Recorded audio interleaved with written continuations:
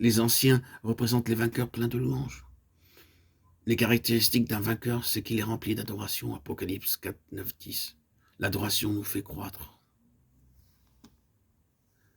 Dans Luc 7, 17, nous lisons que tous les lépreux furent purifiés, mais qu'un seul remercia et reçut la bénédiction. Les anges sont debout, mais les vieillards sont assis.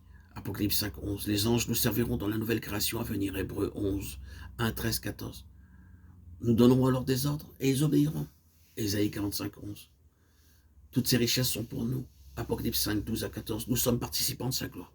Les 4 êtres vivants et les 24 vieillards se prosternaient et adoraient celui qui vit au siècle des siècles. Les chapitres 6 à 10 du livre de l'Apocalypse doivent être considérés ensemble, car ils parlent de la même période. Dans Daniel 9, 24, 25, le prophète Daniel disait que 70 semaines passeraient. En prophétie, un jour est donné pour 1 an. Voyez Ézéchiel 4, 6. 6 grands événements s'accomplirent pendant ces 70 semaines. Le temps peut être divisé en 3 périodes. La première division parle de l'ordre de restaurer et construire Jérusalem. 2 Chroniques 36, 21, 23. En 46 ans, Jérusalem et le temple furent reconstruits sous Esdras, Néhémie, Agé et Zacharie. La seconde division va de l'achèvement de Jérusalem à la croix.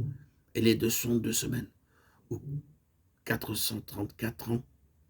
Ce jour-là, Jésus-Christ mourut, selon la prophétie. La troisième division d'une semaine couvre l'accomplissement de l'annonce faite par le prince qui viendra, l'Antichrist. Cette période d'une semaine correspond à la période d'Apocalypse 6 à 10. C'est une semaine, c'est-à-dire 7 ans.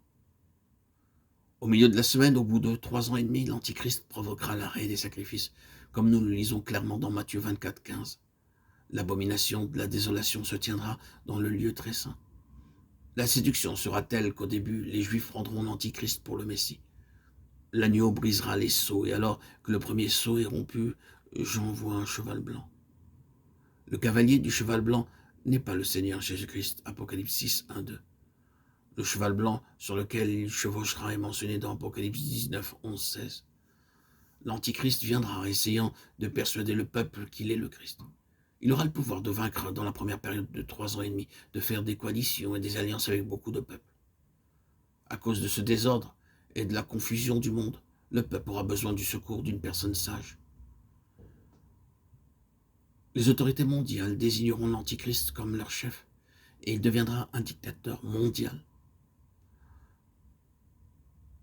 Au second sceau, il est donné une grande épée au cavalier du cheval roux. Apocalypse 6, 3, 4. Ceci parle de beaucoup de guerres. Matthieu 24, 6, 8. Marc 13, Luc 21. C'est le commencement de l'ère de la tribulation, quand il y aura des affrontements, de la violence dans beaucoup de pays.